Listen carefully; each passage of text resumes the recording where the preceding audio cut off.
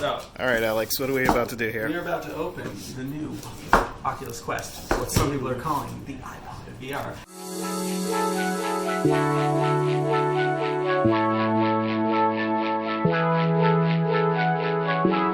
First thing to notice before I even open it, this is from Facebook Technologies LLC. Previous Oculi, I believe just said they were coming from Oculus Rift. So this is one of the first times Facebook is really putting their stamp on it. Wow, I can't even cut down the middle. I mean, like, this is a Facebook product. The box could be nicer, though. Yeah, why isn't it nice and white or blue? Right. But, oh, there you go. So, you know, that's kind of cool. The first flap you open, it's like right there. Well, it depends on which side you open. Yeah. No, clearly they went through a bunch of focus groups, and they're like, no, most people are going to open it like that. So that's how they knew to put it right there. But it's like nice packaging. That is gorgeous. Yeah, it's a good size. It's like pretty transportable, you know. Hold it up. Let's see. You can throw that into a backpack. Very nice. Okay. And this is the 64 gigabyte version, which is $400, totally standalone. You know, in the past, you'd show someone a VR experience, and they'd be like, wow, this is really cool. How much does this cost?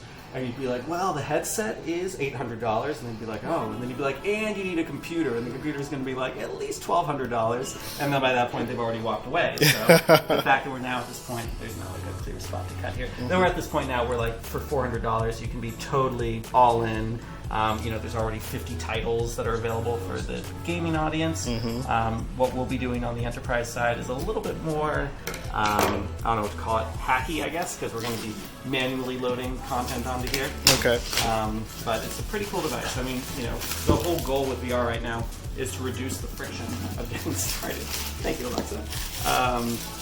And I think, from my understanding, I will neither confirm nor deny whether I've been in one of these before already, that the onboarding is very simple, very clean, and I'm just guessing where the front is.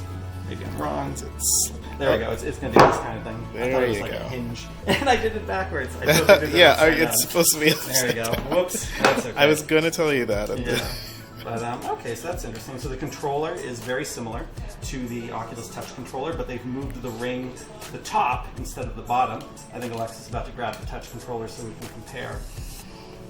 There we go. So here we go. Nice little comparison. So I've got the right hand on both right now. We'll do left hand here, right hand here. So the biggest difference, yeah, you have the ring over there and the ring here. And part of that is because this has what's called inside-out tracking. And so the little sensors, the little cameras you can get a little peek at there, those need to see the ring. And that's a lot harder to do from the bottom, but much easier to do from the top. So it's a little weirder, but you know, I guess as long as you're not banging into stuff, that's kind of the most important point. Here though, you feel like you could hit a wall and you'd be okay. Here, ow, you're gonna hurt your hand.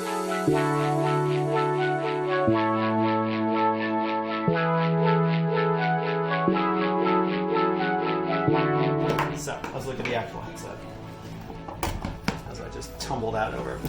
Before you start, install the Oculus app. People made fun of this with the Oculus Go last year, where they're like, it's a standalone device, but you have to use your cell phone. It's not that bad. The cell phone part is just so that you're not in there like trying to click through a bunch of menus. You do all the installation and whatnot directly from the phone, and then it just kind of goes onto the headset. So, you know, they're assuming that you own a phone of some kind. It can be Android, it can be iPhone, whatever.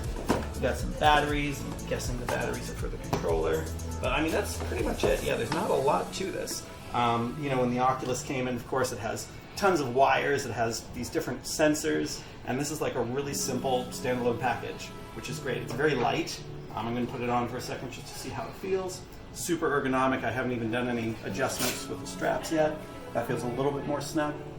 And I feel like I could just do a bunch of stuff with this. And yeah, you know, considering you have a whole computer in here, not much more powerful than a phone, but still a computer, it's actually very lightweight. Like, I don't feel like my whole head is being pulled forward in any capacity. So that's pretty cool. I think the next step is we'll charge it a little bit, and then we'll boot it up and see what we think. But Oculus Quest, hooray!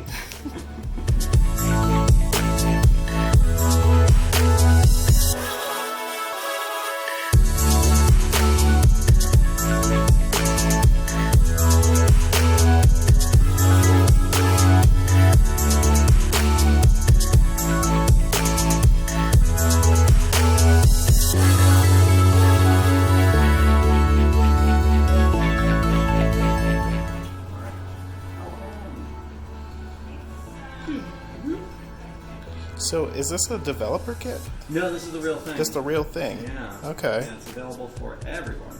And yeah, they already have, I think, 56 experiences available. So That's pretty cool. What's the going price, do you know? $399 or $400, let's say. Nice.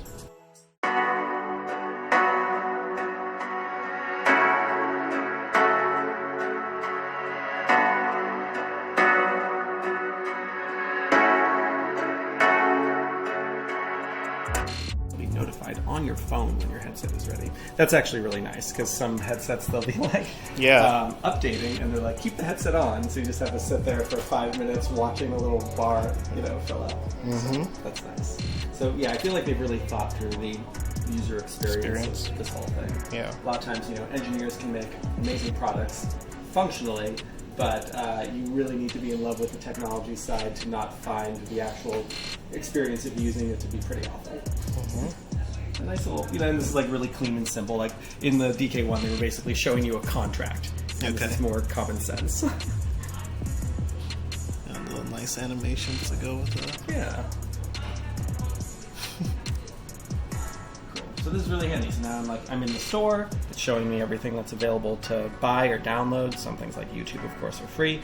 And then up there at the top, it's telling me it's working on the headset update. So that's like a nice, clean amount of information in one spot.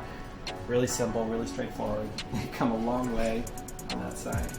It has here's my Facebook friends, and here's someone with a Quest playing Beat Saber right now. Nice. So you can get a little bit of FOMO, being like, well, I want to play Beat Saber too then. Okay. Pressure. Well, it's meant to be a social platform, right? Exactly.